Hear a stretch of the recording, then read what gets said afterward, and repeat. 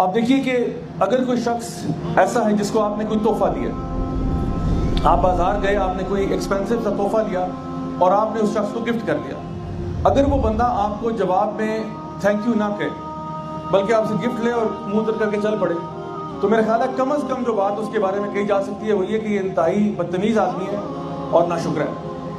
یعنی وہ آپ کو منہ سے شکریہ بھی نہیں کہتا، تھینک یو بھی نہیں کہتا، جزاک اللہ خیر نہیں کہتا، بس آپ سے گفٹ لیتا ہے، دیکھتا ہے، آپ کا منہ دیکھتا ہے اور چل پڑتا ہے۔ یا الٹا ہو سکتا ہے آپ کو ایٹیٹیوڈ دکھانا شروع کر دیں۔ ایٹیٹیوڈ دکھانا سمجھتے ہیں کیا ہوتا ہے؟ ایسے کر کے چلا جاتا ہے۔ تو آج جو کچھ ہمارے پاس ہے، ہاتھ پاؤں کان ناک منہ، ہماری فیملی فرینڈ، یہ سب اللہ کی طرف سے گفٹ ہے۔ کیا ہم نے اپنا چہرہ مبارک چوز کیا تھا؟ کہ ہم نے اپنے ماں باپ کو چوز کیا تھا کہ اللہ وہ والی امی اور فلانے شیلف پہ وہ جو ابا جان پڑے ہیں وہ دے دیں، یہ 2 پیس پیک کروا دیں؟ بہن بھائی آپ نے چوز کیے تھے، جو آپ کی قسمت میں آئے بس بھگتے ہیں، میں کیا کہہ سکتا ہوں ان کے بارے میں؟ یہ اللہ کی طرف سے ہے۔ آپ کا قد جو ہے وہ اللہ کی طرف سے ہے، آپ جس گھر میں پیدا ہو اللہ کی طرف سے ہے۔ آپ نے کوئی تیر تو نہیں مارا کہ آپ اس گھر میں پیدا ہو جائیں، جہاں ہوگے بس ہوگے۔ آپ کو روٹی مل جاتی ہے، کھانا کھا لیتے ہیں، اللہ کی طرف سے بڑا کرم ہے۔ زندہ ہیں آج، سانس لے رہے ہیں، الحمدللہ، اللہ کا بڑا کرم ہے۔ تو یہ ساری چیزیں آپ کو فری میں ملی ہیں وداؤٹ ٹیکس۔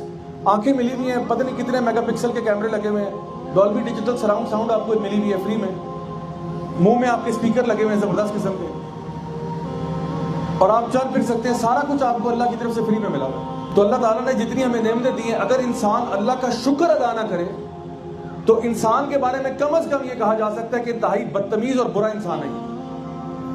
یعنی آپ کی اچھائی، آپ اچھے انسان کیسے ہو سکتے ہو جب آپ اپنے رب کے ساتھ اچھے نہیں ہو؟ اگر آپ چاہتے ہیں کہ آپ کی زندگی میں امن آ جائے اور آپ ہدایت پر آ جائیں تو کبھی بھی کسی اعتبار سے بھی اپنے ایمان کو شرک کے ساتھ اس کی ملاوٹ نہیں کرنی۔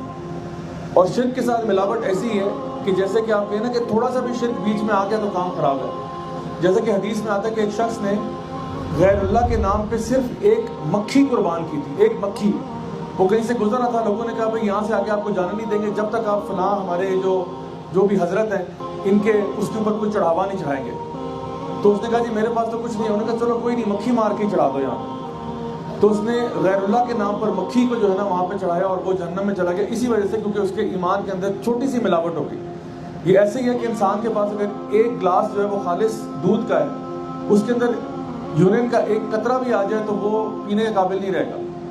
چاہے آپ کہیں کہ نہیں ایک قطرہ ہی ہے، اس میں کیا فرق پڑتا ہے، 99.9% تو دودھ ہی ہے نا، لیکن نہیں، وہ جو ایک قطرے کی ملاوٹ بھی ہے نا وہ اس کے لیے ٹھیک نہیں ہے۔ کہ اللہ تعالیٰ فرماتے ہیں کہ ہم نے یہی توحید کی دعوت جو ہے ہم نے ہر امت پر ایک رسول بھیجا، یعنی کوئی ایسی امت نہیں گزری جس پر رسول نہیں آیا۔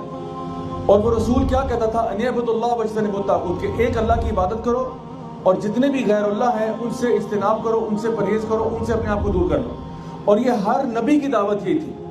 تو آپ خود سوچیں کہ اگر ہر نبی کی دعوت یہی تھی کہ اللہ کے سوا کسی کی عبادت نہیں کرنی، تو پھر توحید کوئی امپورٹنٹ چیز ہے یا غیر امپورٹنٹ ہے؟ اللہ تعالیٰ نے 2 آیات میں واضح طور پر یہ بات ارشاد فرمائی کہ اللہ تعالیٰ چاہے تو کوئی گناہ معاف کر سکتا ہے، لیکن جو انسان حالت شرک میں فوت ہوگا اس کو اللہ معاف کبھی بھی نہیں کرے گا۔ انسان اگر قتل کر کے مر جائے نا تو جتنی سزا جہنم میں ملے گی وہ اپنی جگہ پہ، لیکن ہو سکتا ہے کہ اگر وہ توحید پر تھا، ایمان پر تھا، تو بالآخر وہ بخشا جائے۔ اگر انسان نے اور کوئی چوری چکاری کی تھی، کوئی ڈاکے ڈالے تھے، ہو سکتا ہے جتنا عرصہ وہ جہنم میں رہے گا، کتنا عرصہ رہتا ہے اللہ جانتا ہے، لیکن اس کے بعد اگر وہ توحید پر تھا، اللہ تعالیٰ کے ساتھ کسی کو شریک نہیں کرتا تھا، تو بالآخر وہ جنت میں آ جائے گا۔ بہت سارے ایسے لوگ ہیں جو کہ کفر سے اسلام میں داخل ہوتے ہیں، الحمدللہ وہ ہمارے بھائی بن جاتے ہیں فوراً سے، لیکن اگر انسان شرک کی حالت میں مر رہا ہے اللہ تعالیٰ کے ساتھ کسی اور کو شریک ٹھہراتے ہوئے، تو اس کی معافی نہیں ہے۔ اس کے اوپر یاد رکھیے جنت حرام